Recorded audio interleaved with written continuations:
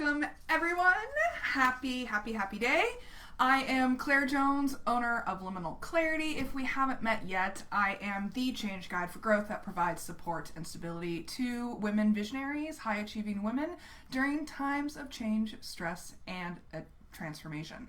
So I am jumping on today to talk about how to create empowering rituals in order to show up as your best self in everything that you do and achieve more in less time with less stress. So if you're catching me live or if you're watching the replay, please comment, tell us where you're checking in from, and what your favorite grounding activity is.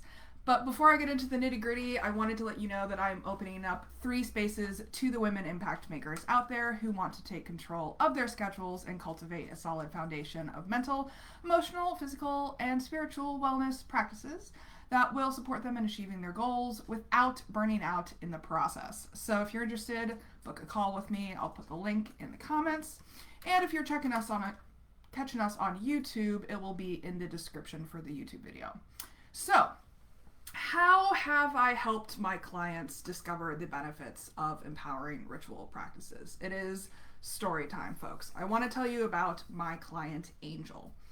So she is a very busy middle-aged woman entrepreneur who came to me wanting to build a ritual that busted through the mental barriers that were holding her back from pursuing her goals. She had grown her business to a point where she had a steady stream of clients, but was looking to expand her offerings to focus on one particular branch of clients, the older, more lucrative clientele base. And on top of that, she was also grappling with moving homes and becoming an empty nester at home. And her adult children were growing up, moving out of the house. And so her role in their lives was transitioning as well. Furthermore, she was finally changing her last name back to her maiden name after divorcing her former husband a decade prior. So all in all, there were a lot of major changes happening in her life simultaneously. And she was feeling slowed down by the doubt and fear that whispered in her ear throughout the day. She was excited, but feeling anxious about everything. She felt like she was living in a pressure cooker and had no time to stop, pause, and consider all of the transitions in her life.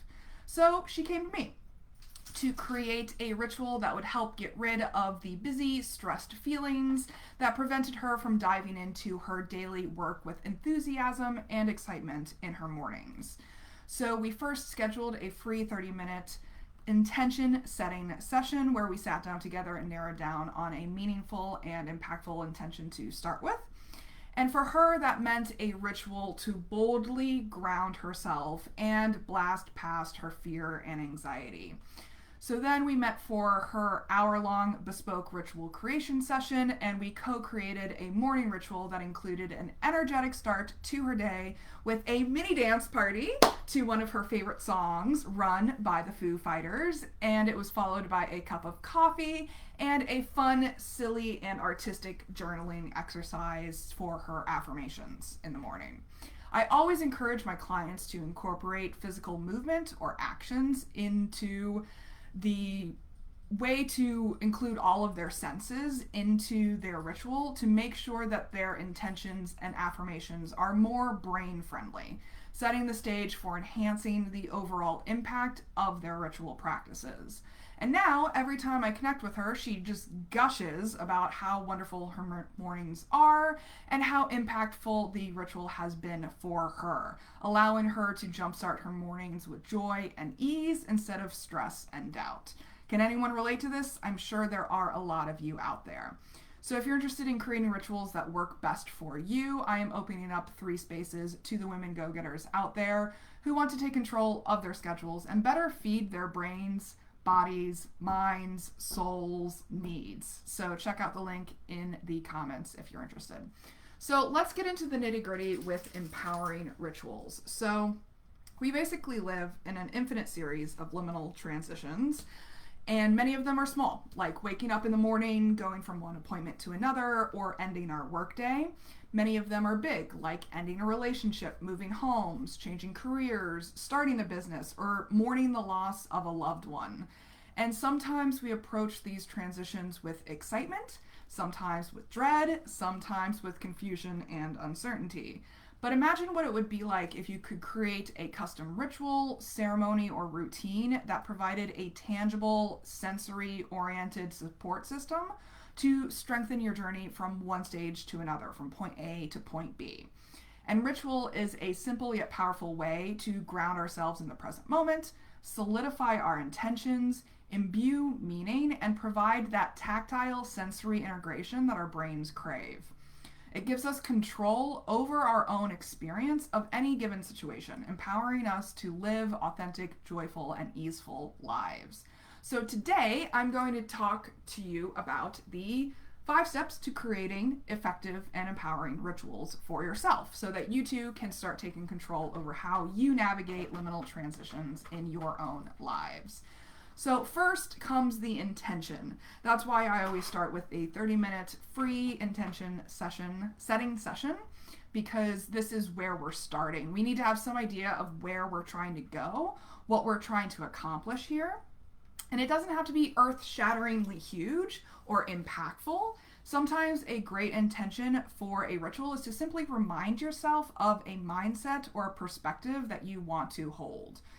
And your intention could be to transition easefully out of your working at home mindset into your relaxing at home mindset. Or it could be to joyfully celebrate a certain event or holiday or relationship. Or it could be to meaningfully mourn the passing of a loved one or the end of a significant chapter in our lives. All of these are totally valid and worthwhile intentions to create rituals around.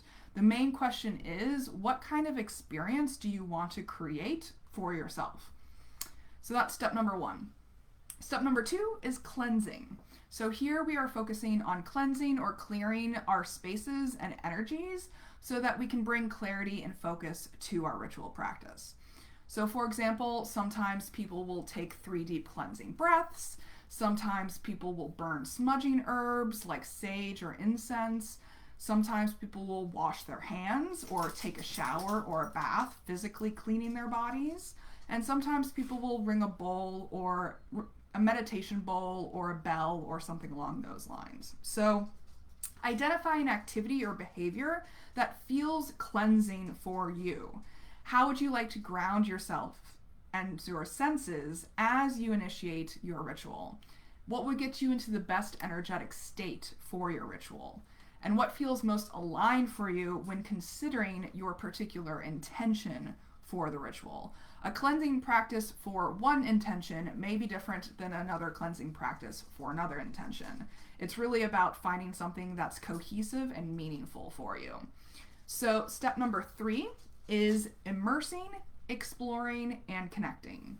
So here we are getting into the nitty-gritty of the ritual to fully immerse ourselves in the experience of it.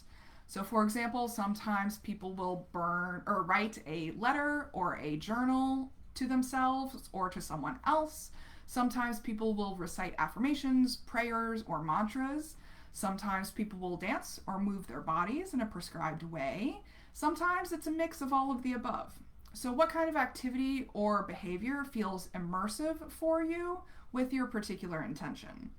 What would someone who is deeply connected to your desired outcome do to connect themselves with this intention of yours? And how could you best explore your curiosities in regards to your intention? That's step number 3. And then step number 4 is funneling. So here we are funneling our desired energy to our desired outcome. So if they wrote a letter in their immersive step, then they might want to burn the letter that they just wrote in order to release the energy. Sometimes people will verbally or physically direct the energy to where they want it to go. Sometimes it's through words or movement. And sometimes people will eat or drink something to bring that energy into their body, or rub a balm or a lotion or an oil into their skin. So what kind of activity or behavior would best direct the energy for you in this ritual? How could the energy be released or absorbed or sent somewhere in some way? And where would you like the energy to go as a result of your ritual? Where are you funneling the desired energy to the desired outcome? That's step number 4. And then step number 5 is closing. So here we are ending the ritual so that we have a definitive bookend to the activity. We don't want it to go on and on and on and on and on. So, for example, sometimes people will scatter the ashes of that burned letter into the earth, into water, into air, whatever element feels appropriate for this particular ritual for you. Sometimes people will end their dance and lay down to rest, like the Shavasana pose, the corpse pose at the end of a yoga session. Sometimes people will blow out a candle or ring a gong to signify the end. So what would feel best for you? How would you like to signify the closure of your ritual? And what would make your ritual feel complete? And that's pretty much it. So step number 1 is intention. Step number 2 is cleansing. Step number 3 is immersing. Step number 4 is funneling. And step number 5 is closing. Sometimes people think that ritualistic practices are enigmatic and esoteric remnants of an era long gone, but really any task or activity can become a ritual practice if you bring intention and meaning to it. Anything from your morning cup of coffee to your lunch to your shower to your commute can become a ritual if you want it to. You hold the power in your hands.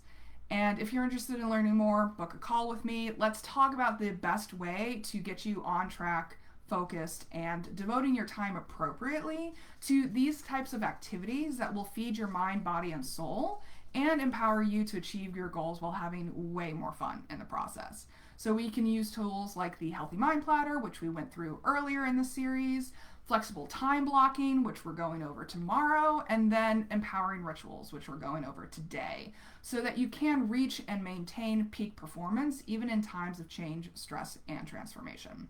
I cannot wait to support you on your growth journey.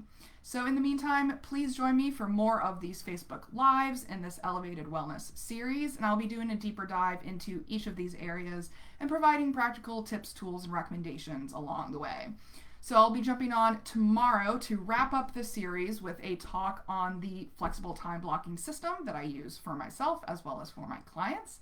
And until then, remember that your authentic self is extraordinary, it is wonderful, and you owe it to yourself to create the elevated life that you know you are capable of. So take care, everyone. Talk to you later. Bye.